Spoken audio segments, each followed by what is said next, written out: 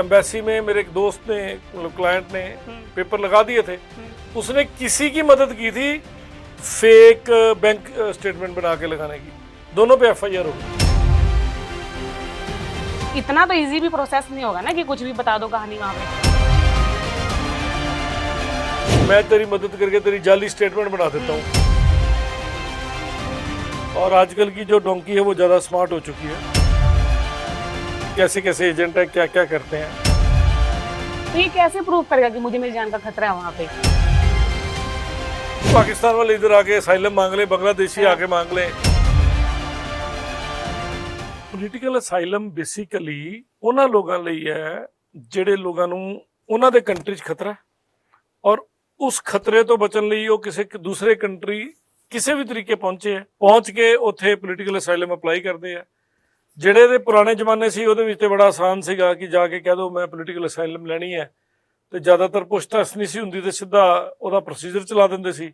ਪਰ ਅੱਜ ਕੱਲ੍ਹ ਜਿਹੜੇ ਕੰਟਰੀ ਹੈ ਸਮਾਰਟ ਹੋ ਚੁੱਕੇ ਆ, ਸੋਸ਼ਲ ਮੀਡੀਆ ਦੀ ਅਵੇਲੇਬਿਲਿਟੀ ਹੈ ਔਰ ਵਾਕਈ ਦੇਖਦੇ ਨੇ ਤੁਹਾਡੇ ਈਵਨ ਤੁਸੀਂ ਵਿਜ਼ਟਰ ਵੀਜ਼ੇ ਤੇ ਜਾਂਦੇ ਹੋ ਤੇ ਤੁਹਾਡਾ ਸੋਸ਼ਲ ਮੀਡੀਆ ਫਰੋਲ ਕੇ ਦੇਖਿਆ ਜਾਂਦਾ ਹੈ, ਤੁਹਾਡਾ ਮੋਬਾਈਲ ਚੈੱਕ ਹੁੰਦਾ ਹੈ, ਤੁਹਾਡਾ ਵੀਜ਼ਾ ਅਪਲਾਈ ਕਰਨ ਤੋਂ ਪਹਿਲਾਂ ਤਾਂ ਵੀ ਚੈੱਕ ਹੁੰਦਾ ਹੈ ਕਿ ਤੁਸੀਂ ਕਿਸ ਪਰਪਸ ਲਈ ਕੀਤਾ ਹੈ ਤੇ ਤੁਹਾਡਾ ਇੱਥੇ ਸਟੈਂਡਿੰਗ ਕੀ ਹੈ, ਤੁਸੀਂ ਜਾਣਦੇ ਕੀ ਹੋ ਉਸ ਕੰਟਰੀ ਬਾਰੇ ਵੀ। ਉਥੋਂ ਕਦੀ ਕਦੀ ਐਸੇ ਸਵਾਲ ਵੀ ਪੁੱਛਦੇ ਕਿ ਟੈਂਪਰੇਚਰ ਕਿੰਨਾ ਹੈ ਇਸ ਮਹੀਨੇ 'ਚ ਉਸ ਕੰਟਰੀ ਦਾ ਦਿਨ ਔਰ ਰਾਤ ਦਾ। ਸੋ ਮਤਲਬ ਵਾਟ ਡੂ ਯੂ ਨੋ। ਸੋ ਜੇ ਤੁਸੀਂ ਅੱਜ ਕੱਲ੍ਹ ਉਹੋ ਜਿਹੀ ਕੋਈ ਪੋਲੀਟੀਕਲ ਅਸਾਈਲਮ ਅਪਲਾਈ ਕਰਦੇ ਹੋ ਤਾਂ ਡੈਫੀਨੇਟ ਵੈਰੀਫਿਕੇਸ਼ਨ ਆਉਂਦੀ ਹੈ, ਕਿਉਂਕਿ ਕਮਿਊਨੀਕੇਸ਼ਨ ਦੇ ਮਾਧਿਅਮ ਬਹੁਤ ਤੇਜ਼ ਹੋ ਚੁੱਕੇ ਨੇ ਅੱਜ ਕੱਲ੍ਹ। ਜਿਵੇਂ ਪੰਜਾਬ ਪੁਲਿਸ ਦੀ ਗੱਲ ਕਰਾਂ, ਹਰਿਆਣਾ ਪੁਲਿਸ ਦੀ ਗੱਲ ਕਰਾਂ, ਸਰਲ ਦੇ ਉੱਤੇ ਸਾਰੀ ਐਫਆਈਆਰ ਸਾਰੀ ਡਿਟੇਲ ਹੈ। ਪੰਜਾਬ ਪੁਲਿਸ ਦੀ ਜਿਹੜੀ CPRC ਹੈਗੀ ਉਹਦੇ ਤੇ ਸਾਰੀ ਡਿਟੇਲ ਅਵੇਲੇਬਲ ਹੈ। ਇੰਡੀਆ ਦੇ ਆਲਮੋਸਟ ਹਰ ਪੁਲਿਸ ਯੂਨਿਟਸ ਜਿਹੜੇ ਨੇ ਇਸ ਵੇਲੇ ਆਨਲਾਈਨ ਹੋ ਚੁੱਕੇ ਨੇ, ਕੋਰਟਾਂ ਆਨਲਾਈਨ ਹੋ ਚੁੱਕੀਆਂ ਤੇ ਬੜੇ ਆਰਾਮ ਨਾਲ ਫੌਰਨ ਬੈਠੇ ਹੀ ਤੁਹਾਡਾ ਡਾਟਾ 1 ਮਿੰਟ 'ਚ ਬਾਹਰ ਆ ਜਾਂਦਾ। ਔਰ ਉਹਨਾਂ ਲੋਕਾਂ ਕੋਲ ਆਰਟੀਫਿਸ਼ੀਅਲ ਇੰਟੈਲੀਜੈਂਸ ਨਾਲ ਹੈ ਜਿਹੜੀ ਬੜੀ ਐਕੂਰੇਸੀ ਨਾਲ ਕੰਮ ਕਰਦੀ ਹੈ। ਉਹ ਗੂਗਲ ਨੂੰ ਇੱਕ ਵਾਰੀ ਕਹਿੰਦੇ ਆ ਕਿ ਡਾਕਟਰ ਸੁਨੀਲ ਮੱਲਨ ਦਾ ਡਾਟਾ ਕੱਢ ਕੇ ਦਿਓ। ਮੇਰੇ ਬਚਪਨ ਤੋਂ ਲੈ ਕੇ ਹੁਣ ਤੱਕ ਦਾ ਜੋ ਡਾਟਾ ਵੀ ਉੱਥੇ ਮੈਂ ਪਾਇਆ ਜਾਂ ਕਿਸੇ ਨੇ ਪਾਇਆ ਉਹ ਸਾਰਾ ਡਾਟਾ ਉਹਨਾਂ ਕੋਲ ਸਾਹਮਣੇ ਹੋਣਾ। ਔਥੈਂਟਿਸਿਟੀ ਉਹਦੀ ਕੀ ਹੈ ਕੀ ਨਹੀਂ ਬਾਅਦ ਦੀਆਂ ਗੱਲਾਂ। ਸੋ ਕਹਿਣ ਦਾ ਭਾਵ ਹੈ ਕਿ ਪੋਲੀਟੀਕਲ ਅਸਾਈਲਮ ਦੇ ਬੇਸ ਤੇ ਤੁਹਾਨੂੰ ਫੋਰਨ 'ਚ ਸਟੇ ਮਿਲਦੀ ਹੈ। ਉਹਦੇ ਤੇ ਕੁਝ ਦੇਰ ਦਾ ਇੱਕ ਪੀਰੀਅਡ ਹੁੰਦਾ ਜਿਹੜਾ ਚੈੱਕ ਪੀਰੀਅਡ ਰਹਿੰਦਾ ਔਰ ਚੈੱਕ ਪੀਰੀਅਡ ਤੋਂ ਬਾਅਦ ਤੁਹਾਨੂੰ ਉੱਥੇ ਪਰਮਾਨੈਂਟ ਕਰ ਦਿੱਤਾ ਜਾਂਦਾ ਹੈ। आप अमेरिका जर्मनी के बारे में बता रहे हैं?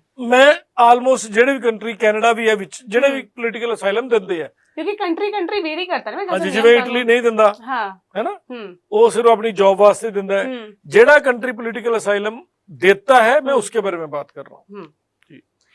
और इसके अलावा ज्यादातर तो लोग डोंकी लगा के जाते हैं, इलीगल रहते हैं। आजकल भी जाते हैं लोग डोंकी लगा के, आपको शायद नहीं पता होगा। और आजकल की जो डोंकी है वो ज्यादा स्मार्ट हो चुकी है। वो तो कभी अगले प्रोग्राम में आपको बताएंगे कि कैसे कैसे एजेंट है, क्या क्या करते हैं। बाकी आजकल प्रोसेस इतना इजी हो चुका है, कंट्रीज को भी जरूरत है आजकल यंग लोगों की, इंटेलिजेंट लोगों की, लेबर क्लास की सही तरीके से जाएं और बेटर वही है। अच्छा, पॉलिटिकल असाइलम के बारे में आपने बताया कि अगर देश में हालात ठीक नहीं है या उसको अगर या जान उस का खतरा इंडिविजुअल है, को खतरा है जी। तो ये कैसे प्रूव करेगा कि मुझे मेरी जान का खतरा है वहां पे? वो जिसने खतरा पैदा मतलब बताना होता है ना, वो खतरा पैदा करके ही जाता है। तो वो ऐसी चीजों आजकल मतलब कई सारे, हम तो वकील है हमारे पास, सोशल मीडिया का जिक्र किया ना आपने कि आपके सोशल मीडिया को फरोला जाता है पीछे। जी हाँ। तो फिर इतना तो इजी भी प्रोसेस नहीं होगा ना कि कुछ भी बता दो कहानी वहां पे। आजकल वाकई नहीं है, वही तो कह रहा हूँ। हाँ। आजकल अगर आप झूठ बोलते हैं और पकड़े जाते हैं, आपको डिपोर्ट करते हैं, आपको बैन करते हैं, जितने भी लीडिंग कंट्रीज है आप उसमें एंटर नहीं कर सकते, और आपके ऊपर केस चलता है वो अलग। ये भी बता दूं मैं, आप अगर एम्बेसी में मेरे एक दोस्त ने मतलब क्लाइंट ने पेपर लगा दिए थे, उसने किसी की मदद की थी फेक बैंक स्टेटमेंट बना के लगाने की, दोनों पे एफआईआर हो गई। बैंक पे भी? बैंक पे नहीं, दोनों मैंने सुनील मल्लन ने पूनम की मदद की कि ला यार पूनम, मैं तेरी मदद करके तेरी जाली स्टेटमेंट बना देता हूँ। अब जब वो चेक हुई तो पूनम ने बोल दिया जी सुनील ने बना के दी है। सुनील और पूनम दोनों जाओ अंदर, फिर दोनों बहन भाई प्यार करो अंदर बैठ के जेल में। तो करना पड़ेगा ना कि तुझे बहुत प्यार आ रहा था उस पर, चल बेटा भुगतो। तो वो एफआईआर होती है। फिर चाणक्यपुरी थाना भरा हुआ है, दिल्ली चाणक्यपुरी थाना ऐसे फ्रॉड के उसमें भरा हुआ है। और आजकल हमारे कंट्री की भी ट्रीटी है कई कंट्रीज के साथ, और आजकल वो वाला जमाना खत्म हो गया कि वो लोग अपनी जेल में सड़ाएंगे तुम्हें, वो वहां से आपको कैदी बनाएंगे, इन प्रिजन इन कस्टडी आपको यहाँ की पुलिस को सौंप देंगे, और वहां पे जो उनके लीगल खर्चे हुए हैं उसका आपसे, आपके माँ बाप से खर्चों का क्लेम करेंगे कि ये खर्चे आप हमें पे करो। जब तक वो आप खर्चे पे नहीं करोगे आपका बंदा जेल में सड़ता रहेगा, और यहाँ उनकी कोर्ट यहाँ की कोर्ट उन पे कार्रवाई चलाएगी। ऐसे प्रावधान भी आ चुके हैं। तो ये पॉलिटिकल असाइलम की बात कर रहे हैं, तो जैसे कि पाकिस्तान के साथ जो है हमारी आजकल बनती नहीं है, तो अगर बंदा वहां पनाह लेना चाहे तो क्या वहां पाकिस्तान में कौन जाएगा जहाँ पे आटा 300 रुपए किलो है? नहीं, फिर भी अगर किसी का मन कर गया कि चलो अपने पड़ोस में चले जाते हैं। देखो तरक्की वाले मुल्कों में लोग जाते हैं। हाँ, ये कह लो कि पाकिस्तान वाले इधर आके असाइलम मांग ले, बांग्लादेशी आके मांग ले, तो वो यहाँ पे पॉलिटिकल, देखो इंडिया का लॉ क्या कहता है। अगर आपको पता है सोनिया गांधी प्रधानमंत्री क्यों नहीं बनी? उनके पास नागरिकता इटली की है ना।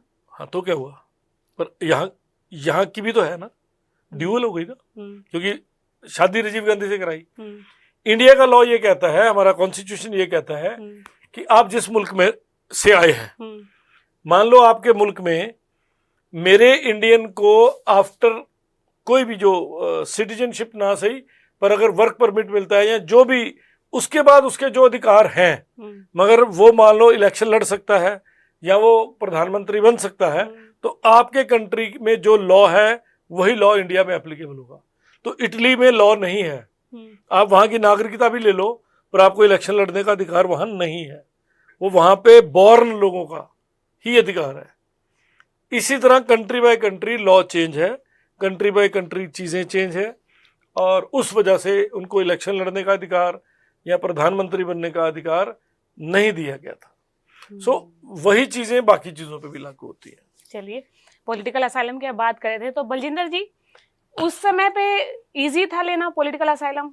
कैसे थे हालात वहाँ पे? हाँ बिल्कुल इजी था। कोई पूछताछ नहीं थी, कोई पीछे बैकग्राउंड जांच नहीं करते थे? कुछ भी नहीं पूछा। उस टाइम पे जब हम हाइडेलबर्ग में पकड़े गए तो उन्होंने पूछा पुलिस वालों ने, तो हमने बोल दिया, तो फिर उन्होंने ये बोला कि आप कोई वाकफकार है जिसके पास जाना चाहते हैं, तो हमने तो वही एड्रेस दे दिया ना जिसका वो लेटर पढ़ते थे हम पहले।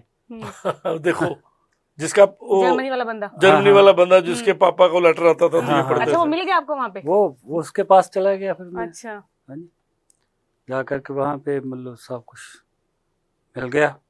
काम करने की भी परमिशन 1 हफ्ते में दे दी कि आप काम कर सकते हैं। वो उस टाइम में वहाँ पे लेबर की इतनी ज़रूरत थी कि वो जो फैक्ट्रियों वाले थे ना, उन्होंने इनको पुलिस वालों को बोल रखा होता था कि जब भी आपके पास कोई रिफ्यूजी आता है तो हमें इंफॉर्मेशन दो, हमारे पास भेज दो काम पे।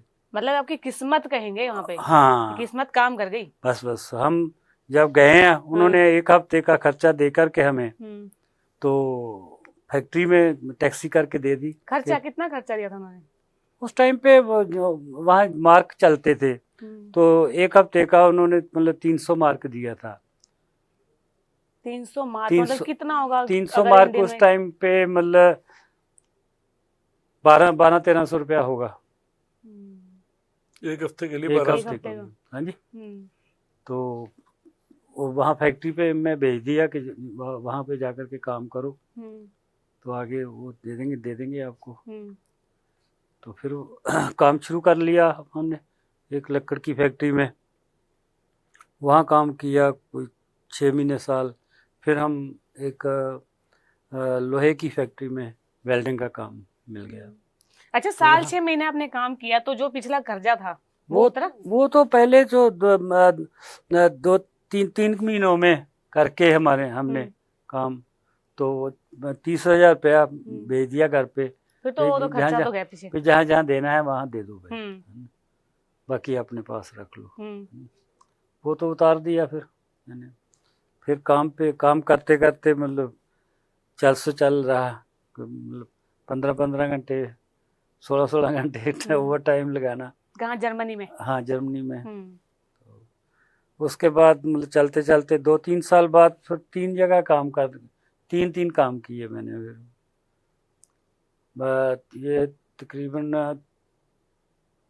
83 से लेकर के फिर बहुत काम किया। फिर 3 जगह 3 काम करता रहा मैं। फिर फैक्ट्री में भी काम करता था 12 घंटे।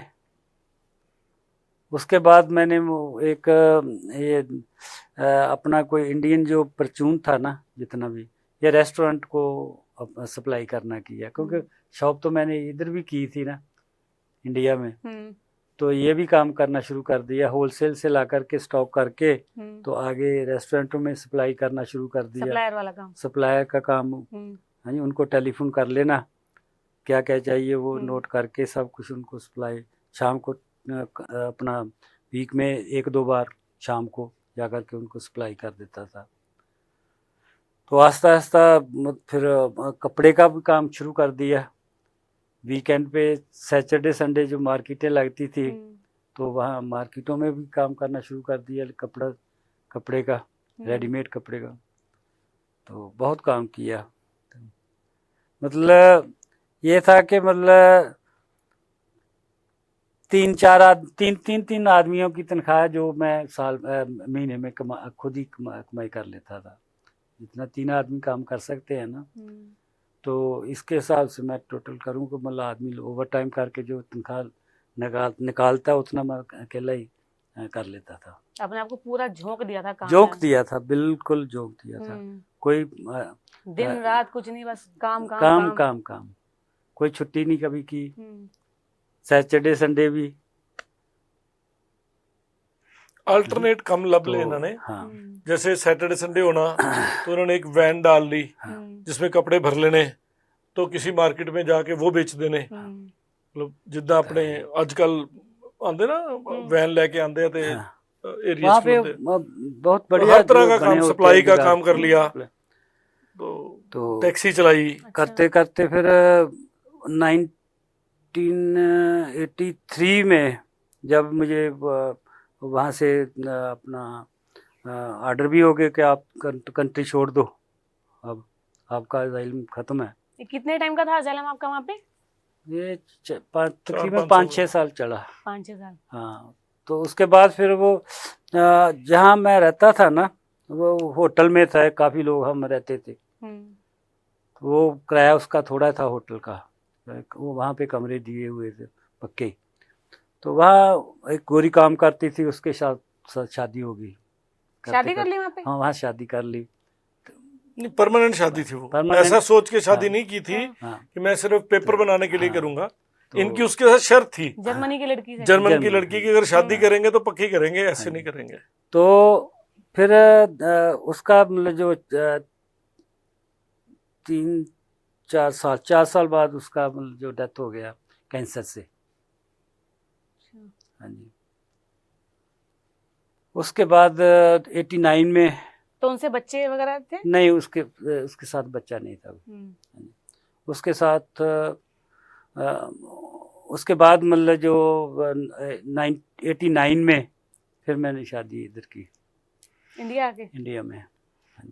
उधर देखो ना, उधर असाइलम वालों ने क्या दिया कि तो आपकी असाइलम कंप्लीट हो गई, अब आपको खतरा नहीं, अब जाओ देश छोड़ो, वापस जाना है। उधर वो लड़की मिलती है, उससे शादी होती है, और शादी के बाद वो शादी के बाद वो पेपर पक्के लग गए, क्योंकि अब शादी होगी वहां की लड़की से, तो अब जर्मन नेशनल के पेपर लग गए। तो इनको वहां पे नेशनलिटी के लिए एलिजिबल हो गए, और इनकी वो स्टे जो वापिस आने वाला काम था वो रुक गया, और अब ये जर्मन के सिटीजन बनने वाली लाइन में लग गए, इलीगल से लीगल हो गए। मतलब ऑलमोस्ट काम पूरा हो चला है, अब कंप्लीट हो गया काम, और इनकी एक अच्छी लाइफ कह सकते हैं आफ्टर मैरिज उनके साथ अच्छी चल पड़ी। और बस वो अनफॉर्चुनेटली शी डाइड 4 years। तो बस फिर उन्होंने वहां से जर्मनी छोड़ा। अब बताएंगे फिर आगे। 86 में मैंने अपना घर भी वहाँ पे खरीद लिया था, जर्मनी में। हाँ हाँ, अपना काम भी अच्छा सेटअप कर ही लिया था काम आपने? सेट हो गया था, बहुत बढ़िया। तो करते करते फिर अपना इधर शादी करके 91 में ये छोटा ब्रदर जो है ये कहने लगा कि मतलब हम इत्थे काम कार करना है। ये भी गया सीगा मेरे को 3-4 महीने वास्ते, ਇਹਨੂੰ ਮੈਂ ਸੱਦਿਆ ਸੀ ਉੱਥੇ, ये आपकी शादी से पहले? ਇਹ ਸ਼ਾਦੀ ਸੇ ਪਹਿਲੇ। हम्म ਇਹ ਗਿਆ ਸੀਗਾ ਮੇਰੇ ਕੋਲ। ਇਹਦੇ ਉਸ टाइम ਤੇ 3 बच्चे ਸੀਗੇ। भाई के? हाँ जी, छोटे भाई के। मैंने शादी इधर नहीं की थी। अच्छा, आपने तो बाहर की थी ना? हाँ जी, हाँ जी। हम्म तो ਇਹ ਗਿਆ ਸੀ ਮੇਰੇ ਕੋਲ। ਇਹ ਫਿਰ ਉੱਥੇ ਮਤਲਬ ਇਹਨੂੰ ਮੈਂ ਦਿਖਾਇਆ ਕਿ ਮਤਲਬ ਮੈਂ, ਇਹ ਕਹਿੰਦੇ ਸੀ ਕਿ ਵਾਸਾਂ ਵੀ ਆਉਣਾ। ਮੈਂ ਕਿਹਾ ਨਹੀਂ, ਇੱਥੇ ਨਹੀਂ ਆਉਣਾ, ਵੀ ਤੂੰ ਉੱਥੇ ਸੈੱਟ ਕਰ, ਮਤਲਬ ਆਪਾਂ ਕਾਰੋਬਾਰ ਉੱਥੇ ਕੋਈ ਕਰਦੇ ਆ, ਕੋਈ ਗੱਲ ਨਹੀਂ। ਹੁਣ ਆਪਾਂ ਮਤਲਬ ਕੋਈ ਕਾਰੋਬਾਰ ਗਾਂ ਅੱਗੇ ਵਧਾਉਂਦੇ ਆ। ਇਹ ਫਿਰ ਇੱਥੇ ਆ ਕੇ ਇਹਦੇ ਕੋਲ ਮੈਂ ਪਹਿਲਾਂ ਕੰਮ ਸ਼ੁਰੂ ਕਰਵਾਇਆ। ਇਹਦੇ ਆਰੇ ਉਰੇ ਨੇ ਬਣਾਏ ਲੱਕੜ ਦੇ। ਤੇ ਉਸ ਤੋਂ ਬਾਅਦ ਕਹਿੰਦਾ ਫੈਕਟਰੀ ਲਾਉਣੀ ਹੈ ਪਲਾਈ ਦੀ। ਇਹ ਫਿਰ ਸਰਨੇ ਦੇ ਵਿੱਚ